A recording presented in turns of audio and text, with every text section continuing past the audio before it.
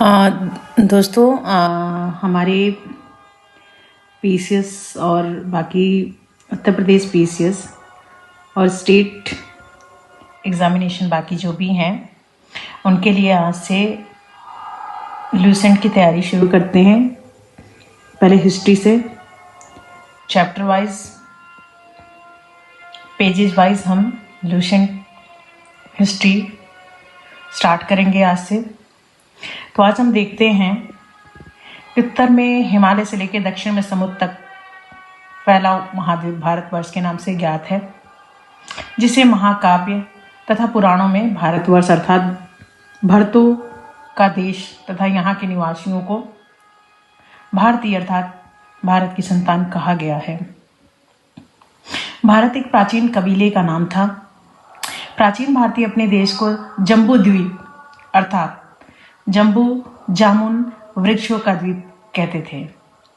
इसको हम ऐसे भी याद कर सकते हैं कि सबके गांव-गांव में सबके घर पे एक जामुन का वृक्ष तो है ही।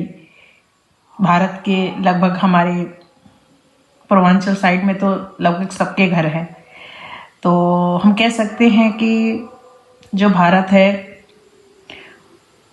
वृक्षों का द्वीप इसको जाना जाता था, जामुन वृक्षों का द्वीप। प्राचीन ईरानी इसे सिंधु नदी के नाम से जोड़ते थे, जिसे वे सिंधु न कहकर हिंदू कहते थे। यही नाम फिर से पूरे पश्चिम में फैल गया और पूरे देश को इसी एक नदी के नाम से जाना जाने लगा। यूनानी इसे इंदे और अरब इसे हिंद कहते थे।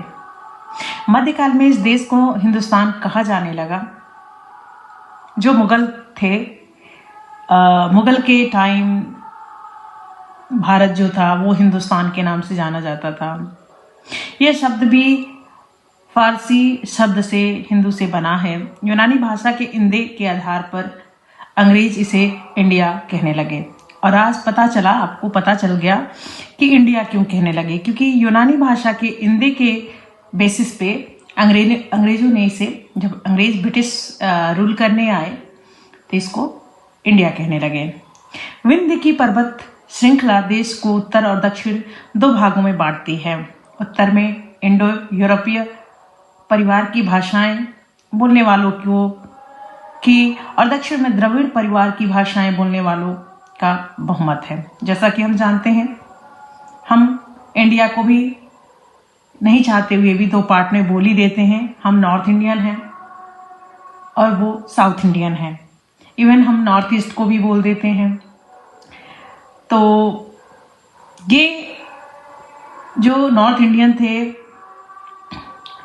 वो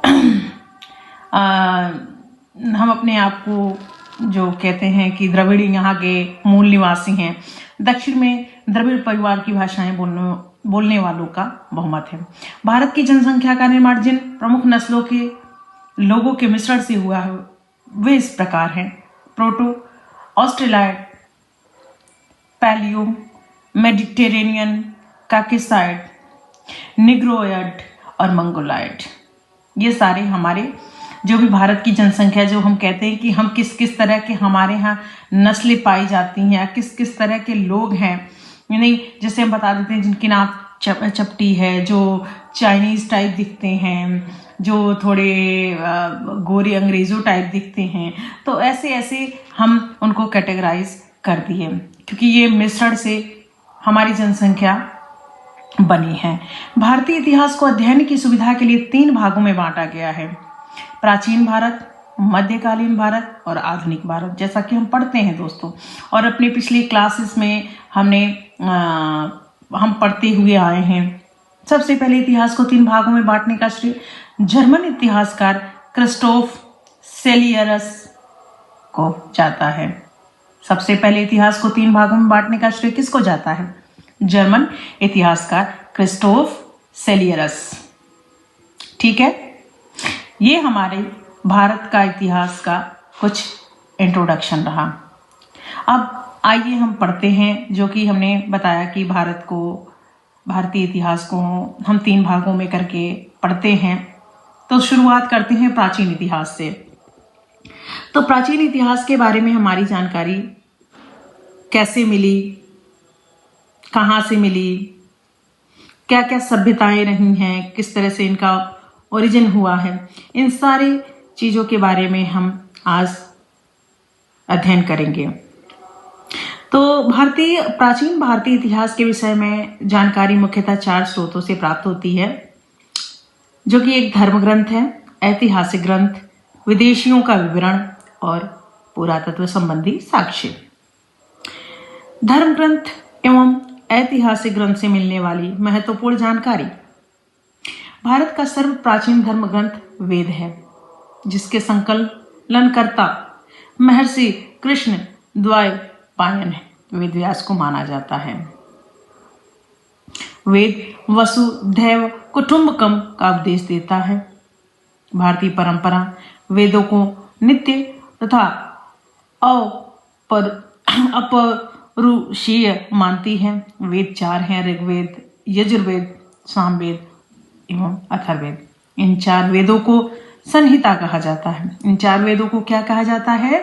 संहिता कहा जाता है। चलिए ठीक है, आज यहीं तक रहने देते हैं। फिर नेक्स्ट क्लास में हम इन 4 वेदों के बारे में पता करेंगे और इस तरह से हमारी यूपीपीएससी की प्रीलिम्स की जर्नी लूसेंट से जितने भी क्वेश्चंस बन सकते हैं उनको पूरा किया जाएगा। Thank you.